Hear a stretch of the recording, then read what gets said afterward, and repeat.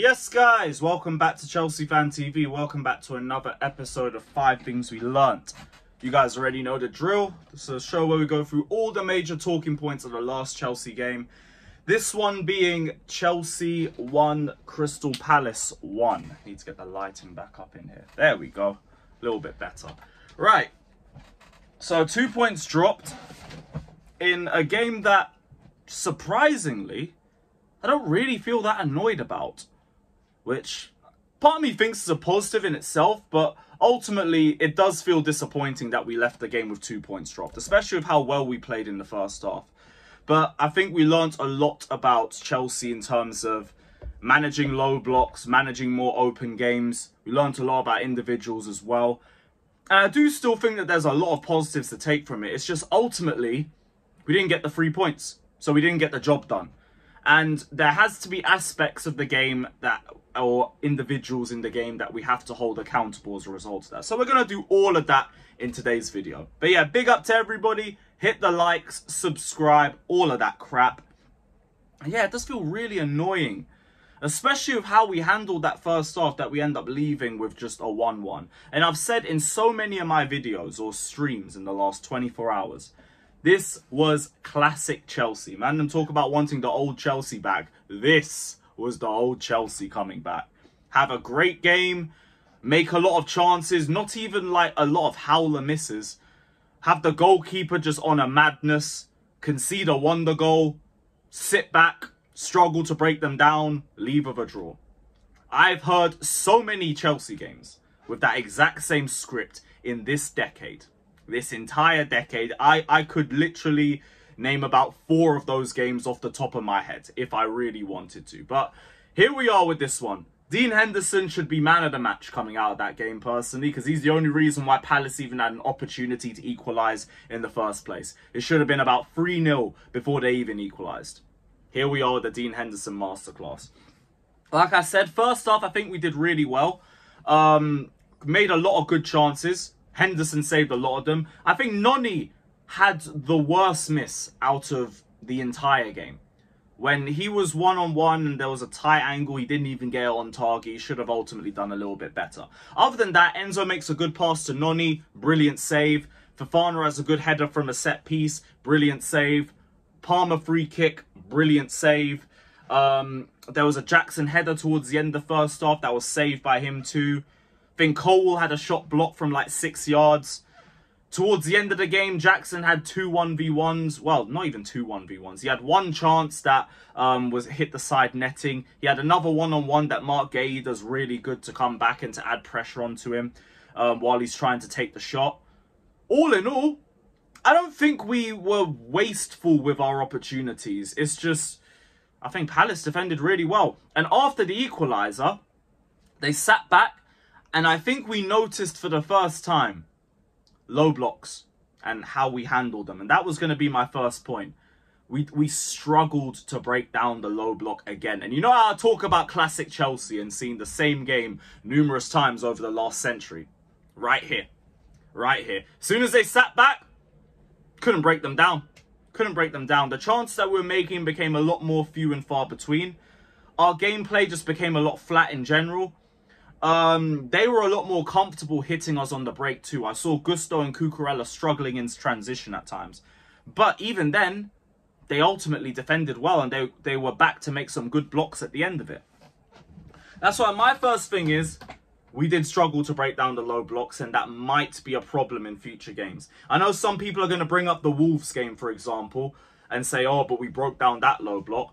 Wolves made their own problems because as soon as they conceded the third goal, these men moved Ait Nori from left back to like DM. And they just gave Noni the entire right-hand side to deal with. They didn't do that for Palace. If anything, they added more players onto the right-hand side. And Noni just suddenly wasn't doing the same amount of damage that he was doing in the first half. Decore as well, coming off the bench, had a great job against Cole Palmer. He did his thing really well. That's why ultimately, when I look at the second half, I just think Palace handled it really well. I have to credit their game management. I really do. Now, in terms of us, had a little bit of issues with our game management. Now, I understood the idea behind dropping Enzo as deep as we did towards the end of the game, because Colwill and Fofana were driving the ball forward, and to be honest, were doing well in wide areas even in the first half, because they were both making good chances as a result of that. 2 chances to Noni both came from one Colwill on the wings, and another one from Fofana in a wide area too. Caicedo right back, I understood that as well, because Gusto came off injured and he's the only one that's had minutes at right back when he was at Brighton. So, makes sense. Makes sense. My whole thing was just more, did we even need to have Enzo on the pitch? Because he was having an absolute disaster class. And that was leading me on to my next point. But I'm going to hold on to that one for a little sec, because I still want to talk about the game management a little bit. And Nkunku, why did it take so long for him to step onto the pitch? I don't think there was a load management issue with him. We could have brought him on at least 15-20 minutes earlier. Brought on João Felix to put him out wide initially. That didn't work. And to be honest, João Felix's whole cameo wasn't good either. That wasn't great. But Neto off as well. Like, maybe that was a load management thing. I would have liked to see him play a little bit more. But even then, when I watched parts of the game back, Madueke wasn't that bad. Madueke really wasn't that bad. So my whole thing was just more like, Enzo didn't need to be playing so deep. Enzo didn't even need to be playing in the second half, to be honest. He was really bad. And now that's leading me on to the Enzo point. This guy's not having a good season. He's not having a good season. Bar the second half against Wolves. And also this, when he came on against cfctvyt. But I mean, cfctvyt, whatever. I expect that. He's not had a good start to the season at all. Like, and part of it is him individually, because the one thing Enzo should be good at is his passing. But yet his weight of pass was awful yesterday, under-hitting and over-hitting everything. But the second point also comes down to the manager a little bit, because why is Enzo playing so high up? Why? Why are we still doing this? Like, even in the first half, when we were playing well, Enzo wasn't. He had that one pass to Noni, which was really good pass from him. But that was probably his highlight of the game. And nothing else. I need to see better performances from Enzo, because as of right now, he shouldn't be the one starting in that midfield. Because his performances aren't up to scratch. And I know people say Caicedo was poor against Wolves. I agree, he was the worst player on the pitch first half. But Caicedo was much better yesterday. He weren't the problem yesterday at all. The problem was Enzo. So we have to have a look at that one. We really do. And I hope he's better after the international break, because otherwise, Maresca has to make the decision sooner rather than later. What was the other points I wanted to make? The refereeing. Oh, boy. Oh, boy. And you guys know me. I don't like talking about the referee, because I always usually say, unless it's special circumstances, ultimately, you just didn't do enough. But I have to acknowledge the fact that if Will Hughes got sent off, we are winning that game. And as soon as that decision was made not to send him off, he got subbed off immediately for Decore, who came on and changed the match for Palace.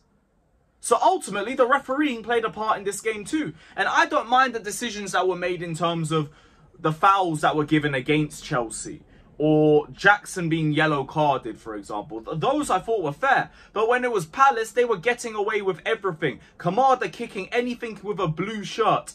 Will Hughes should have been sent off and was warned before that moment. And he still stayed on. It would have been a different game. At the worst, it would have been 1-0 still. If Will Hughes got sent off. But here we are. And the refereeing played a part. My problem with refereeing this league is consistency. Not in terms of like, oh, Jackson got a yellow for continuing to play on. Nah, that's a deserved yellow. Rice got a second for kicking the ball out. It's the same energy. It is what it is. But yeah, just not good enough. Not good enough from the refereeing. What was the... I spoke about subs. That was another point. The last point I want to end on a positive was defensively. Defensively, I thought we were really good. Really, really good. I barely noticed Mateta all game. Fofana, I thought his passing was really good too. Him and Colwill. Both of them weren't sloppy with their passes at all. They also made big chances. One chance from Noni came from a Colwill pass. No, a Fofana pass. And Colwill's started to build up for the goal. for our goal for Nicholas Jackson. So I think both of them showed good improvement in the game. I think defensively, we didn't have a problem. Even when Palace were hitting us on the break, they weren't making anything clear-cut. It's just shame we didn't bury them when we had the opportunity. Henderson, man of the match. I have to call it what it is. But guys, this is the end of 5 things we learned. As always, big up to every single one of you that's locked in. Hit the likes, subscribe, all of that crap. And yeah, up the Chelsea. Up the Chelsea.